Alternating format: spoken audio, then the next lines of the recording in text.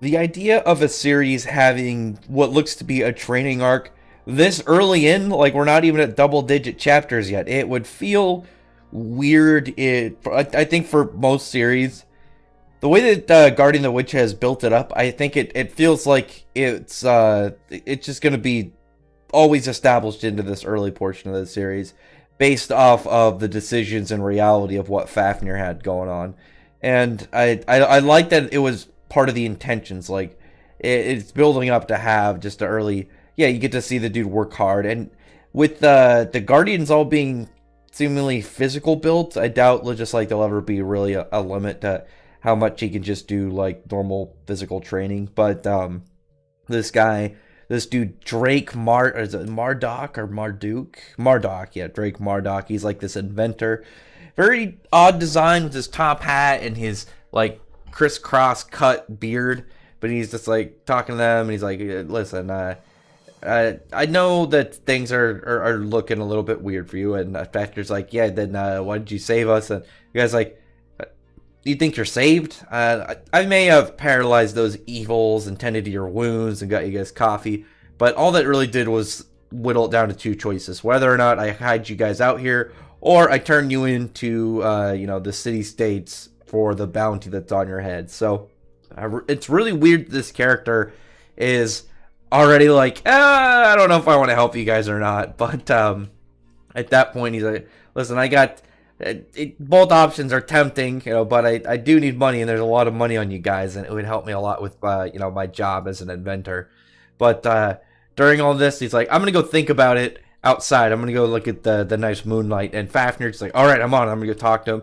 And then the next sight is the dude is just weird because it's not like he went up to like get in a chair and like look at the moon or really like do anything you expect to happen, be comfortable. He's just standing on some like little hillside looking out, not even directly looking at the moon, to be perfectly honest. He's just enjoying the night sky, I guess. But Fafnir has come to talk to him. The dude's like, "All right, what is it? Would you come out here to look at the moon with me?" And Fafnir's like, "No, I want you to know, if you're trying to make this choice, then I'm gonna be here to stop you if you try and turn us in."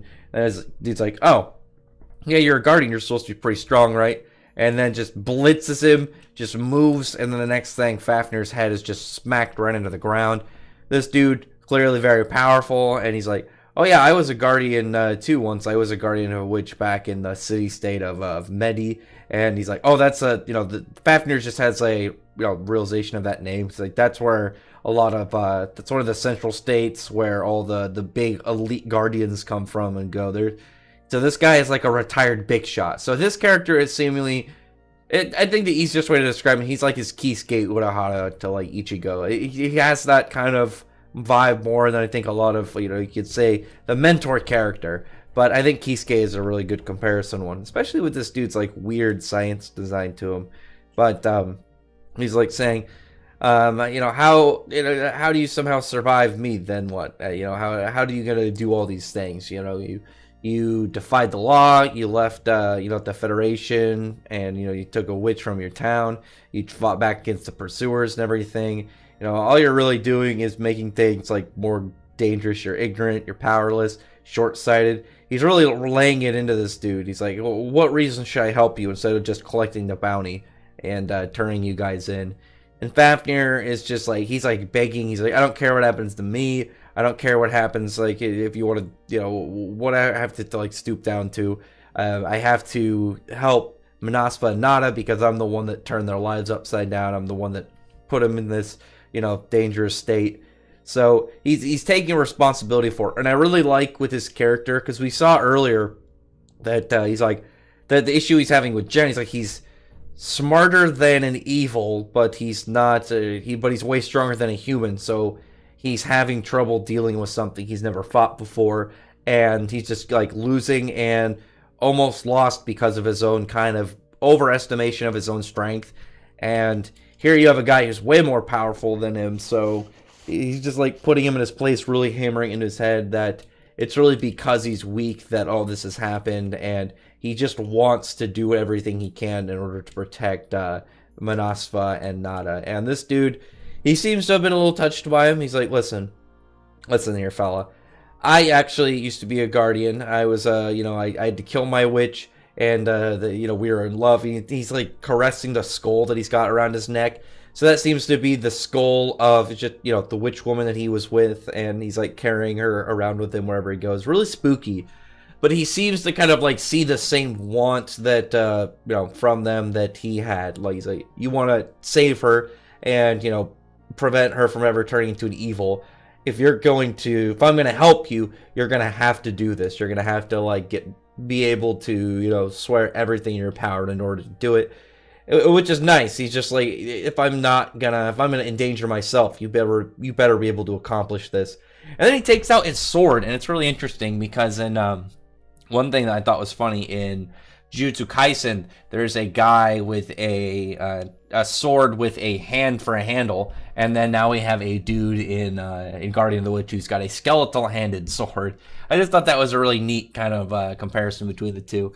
But this dude, he's like taking out a sword. He's like, you have to swear to this oath. You have 3 days to prove this to me. He's like, you have 3 days.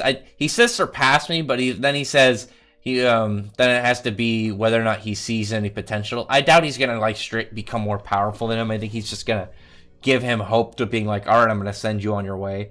It'd be really weird if within 3 days that Fafnir is like pushed that he has to get as strong as one of these elite guys, because then what's his obstacles going to be at that point? Would he only be able to fight like certain level evils, or the evils that are going to kind of like start being like a big threat to like him and the group? I don't know. Very intriguing early parts and early decisions coming on in the series. But now we're going to get a training arc for Fafnir. And like I said, I think the way that it was laid out, it fits the series because it's kind of early emphasizing on Fafnir's overconfidence and really how that's going to be such a risk to the party that he's going to need this whole training portion. So other than that, comment below. Tell me your thoughts about this series right now and what your thoughts are about what's coming up. I'm looking to see it. I want to see what this guy's training method is. He seems very weird, and he's probably going to have a bunch of creepy gadgets because he's an inventor.